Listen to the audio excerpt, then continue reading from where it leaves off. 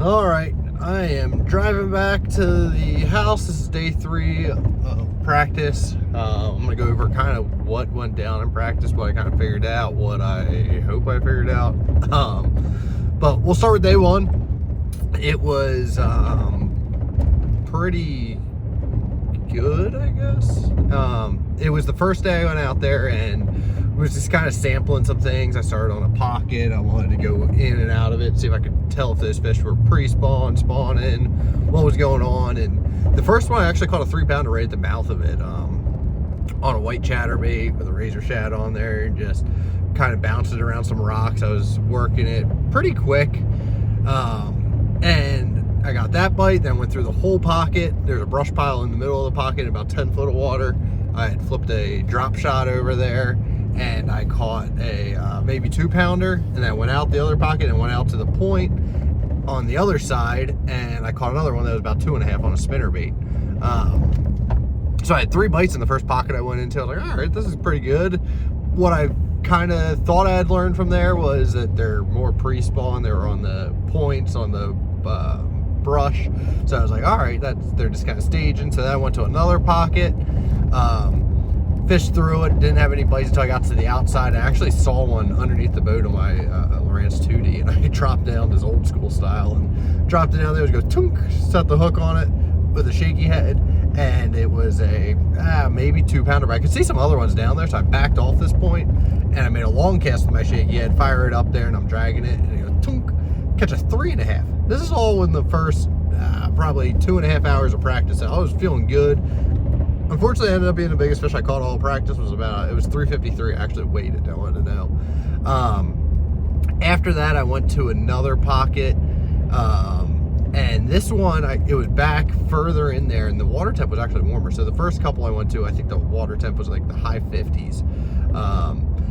And we had a warming trend all week, but on day 1, I went through this pocket and I caught I think I had 3, a couple 2.5s, and a couple other bites I shook off, mostly on the chatterbait, a couple on the shaky head too.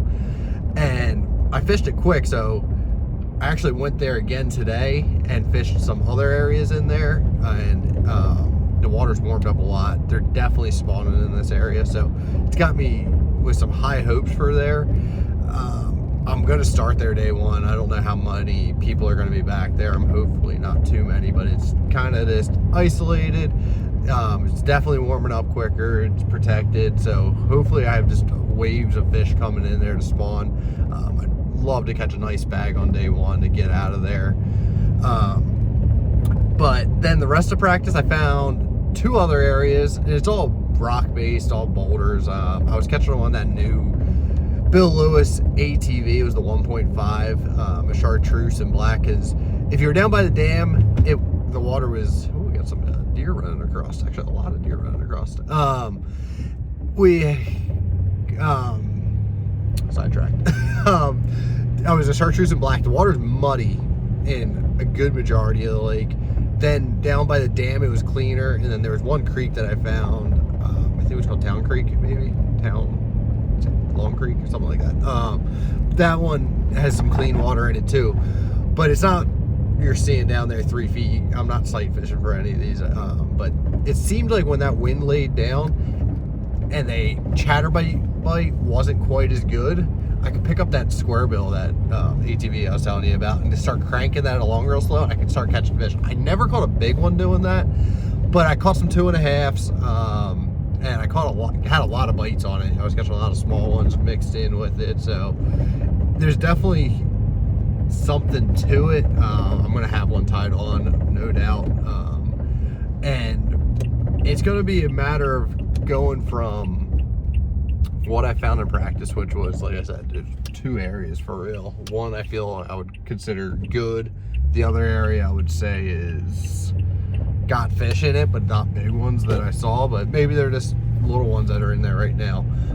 I went through a lot of different areas that look similar, rocky, and I just couldn't consistently get a bite going, and that's scares me a little bit, but it might just make me settle into those areas and really fight for it and catch what I can out of there, and hopefully by doing that, I can just catch, hopefully, maybe, I'd be thrilled with 14 pounds 2 days in a row. I think that'll get you a check, get you into day 3.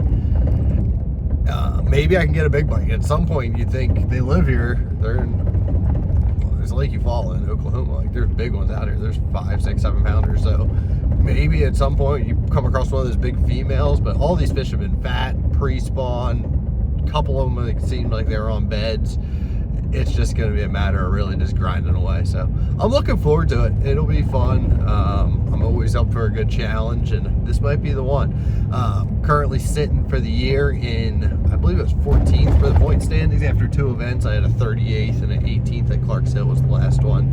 So if I can get through this one at a halfway point, I need to keep working my way up towards that top 8. If I can get to the top 8, then that'll qualify me for the Bass Pro Tour next year, which is the ultimate goal. If you followed along last year, you saw I missed it by just, I think it was 7 points. I was 2 spots out. So this year, have to make that. So I'm looking forward to just getting out there grinding, see what happens. If you have any questions or comments, if you ever fished Eufaula and tell me I'm being dumb and did the wrong thing, that's fine too.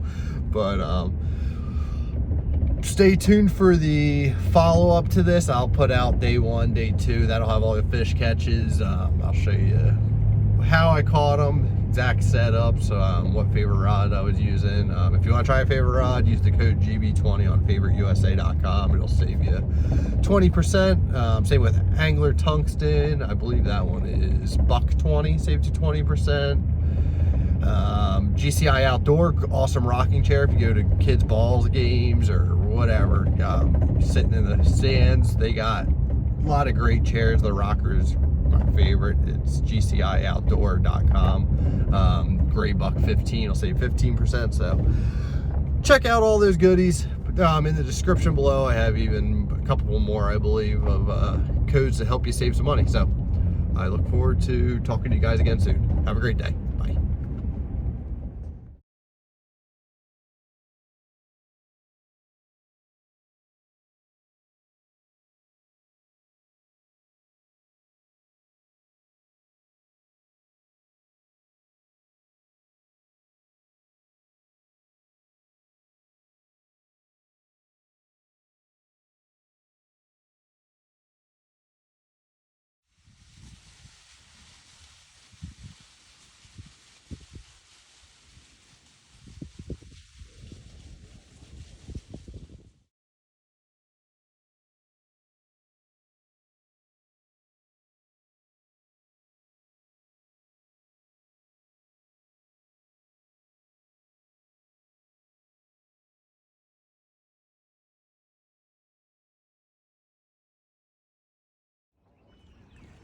Chatterbait continues to catch everything in the lake.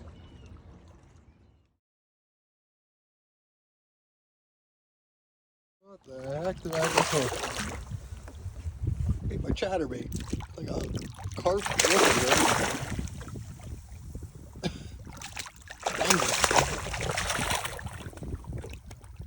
Look at him though, he ate that right in his mouth.